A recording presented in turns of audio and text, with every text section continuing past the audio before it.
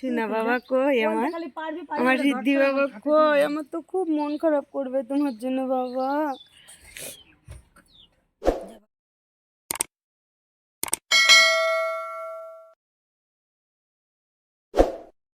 ঘুম থেকে উঠে সোনাক্ষী মুখ হাত ধুয়ে আবদার করে বসলো, মা আজকে মুড়ি মেখে দাও, তোমার হাতের মুড়ি মাখা খাবো। ভাবলাম তাই একটু বেশি করে মেখে নিই, আমিও খাবো। মুড়িটা মাখলাম, মাখার পরে মনে হলো একটু তেল কম হয়েছে, তাই সোনাক্ষীকে পাঠালাম যে মামির কাছ থেকে একটু তেল দিয়ে নিয়ে আয় মুড়িতে।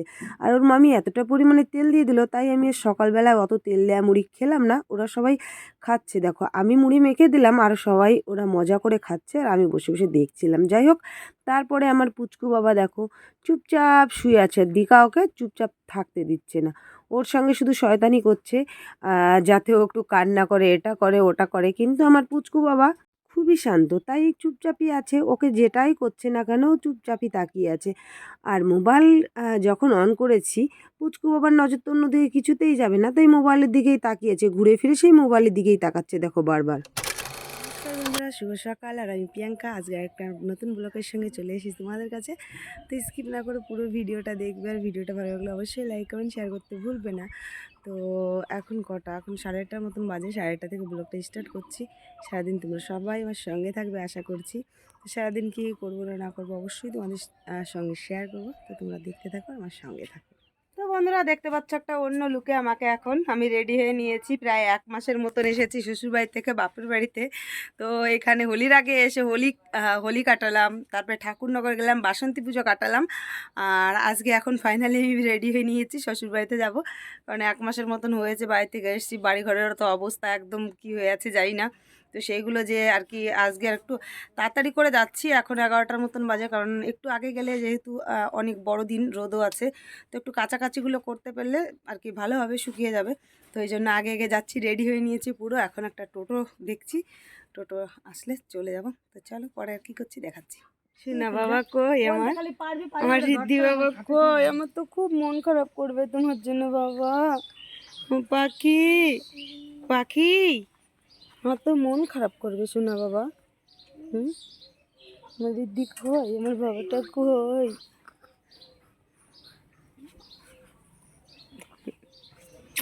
পাখি বাবা। তো বন্ধুরা এই যে রেডি হয়ে নিয়েছি, টোটো আসছে, দাদাকে ফোন করলাম, বাজার থেকে টোটো নিয়ে আসছে। তো টোটো আসলেই বেরিয়ে পড়বো। তার আগে পুচকু বাবাকে একটু কোলে নিয়ে নিলাম, পুচকু বাবার জন্য ভীষণ মন খারাপ করছে ওকে ছেড়ে যেতে। এদিকে সোনাক্ষীকে পুচকু বাবাকে ছেড়ে যেতে তো ভীষণ মন খারাপ করছিল, বিশেষ করে পুচকু বাবার জন্য খুব মন খারাপ করছিল। দেখো কত শান্তশিষ্ট ছেলে, একদম চুপচাপ করে একদম লেগে আছে কোলের সঙ্গে। ও বুঝতে পেরেছে যে আমার পিপি হয়তো আমাকে আজকে ছেড়ে চলে যাবে, তাই চুপচাপ আছে। তো কথা বলতে বলতে টোটোও চলে আসলো, আর টোটোতে বসে পড়লাম। আর আমার ভীষণ খারাপ লাগছে এখন এই মুহূর্তটা, বলে বোঝানোর মতন কোনো ভাষা নেই আমার যে এতটা খারাপ লাগছে যেতে। আর বেশ কয়েকদিন এখানে থেকে গেলাম, এই কারণে হয়তো আরও বেশি খারাপ লাগছে।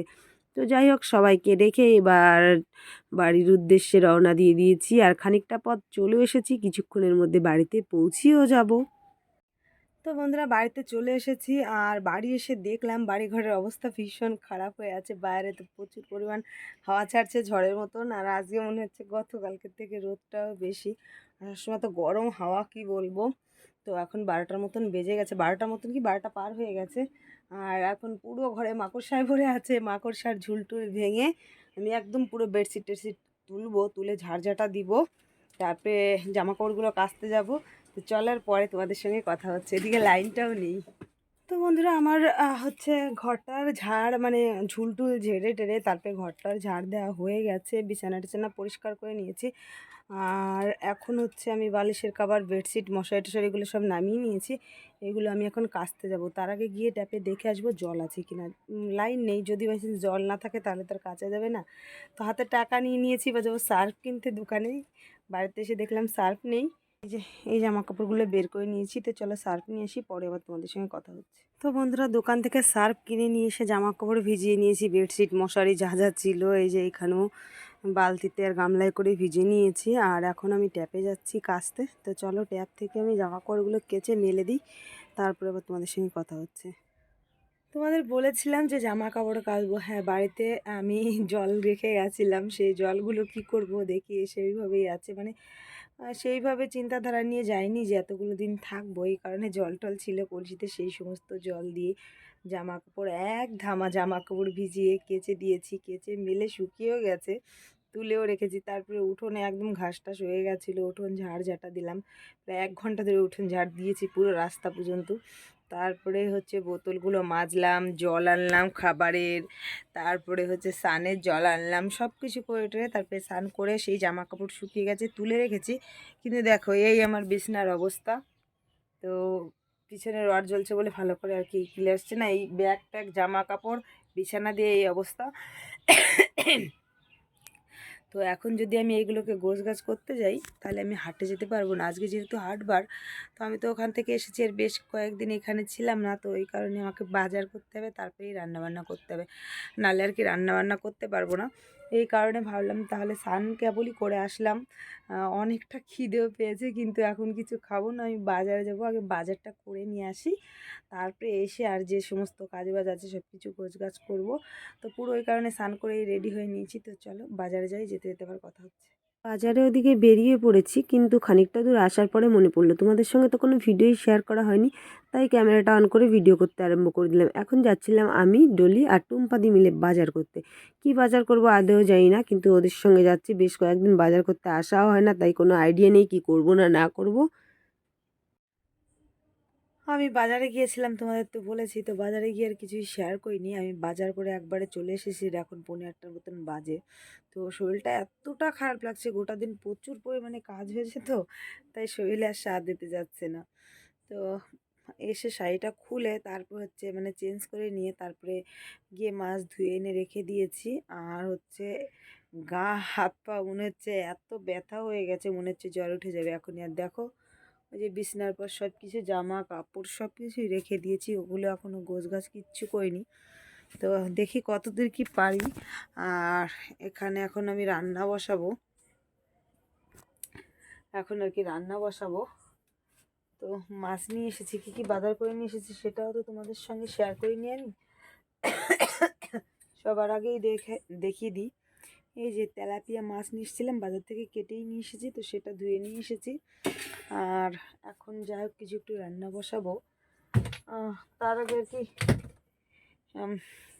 দেখিয়ে দিই তোমাদের কী কী বাজার করে এনেছি। চলো, তো দেখো বন্ধুরা, এগুলোই আমি বাজার করে নিয়ে এসেছি, তেমন কিছু বাজার করে নিয়ে এখানে হচ্ছে উচ্ছে নিয়ে এসেছি, এখানে কাঁচকলা, এখানে কাঁচা লঙ্কা, রসুন এনেছি, এখানে ঢেঁড়স এনেছি, আর পেঁয়াজ নিয়ে এসেছি। এগুলোই বাজার করেছি আজকে, আর কিছু বাজার করিনি। তো চলো এবার মাছটাকে ভেজে নিই।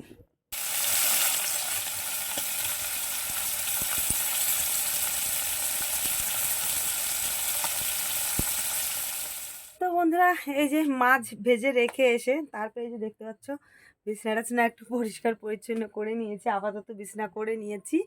আর সব কিছু গোছগাছ করিনি, কিছু রেখে দিয়েছি ওখানে, সকালবেলা গোছগাছ করব। আর এখন আর রান্না করলাম না, একদম ভালো লাগছে না, শরীরটা ম্যাচ ম্যাচ করছে, আগেই বললাম। তো মাছ ভেজে রেখে দিয়েছি, হাটের থেকে এসে একটু মুড়ি খেয়ে নিয়েছিলাম, আর জল খেয়েছি, পুরো পেট ভরে গেছে। আর এখন রান্না করলেও খেতে ইচ্ছা করবে না, তো এই কারণে রান্না করলাম না। সকাল সকাল ঘুম থেকে উঠে তাড়াতাড়ি করে রান্না করে নেবো। আর প্রচুর পরিমাণে আমার এখন ঘুম পাচ্ছে, কারণ গোটা দিন একটু রেস্ট পাইনি, তো অনেক ধকল গেছে শরীরের উপরে আর কি। তো এখন 9টার মতন বাজে। তো ভিডিওটা এখানেই শেষ করছি, দেখা হচ্ছে নতুন ভিডিওর সঙ্গে। ততক্ষণ তোমরা সুস্থ থেকো, সাবধানে থেকো, শুভরাত্রি।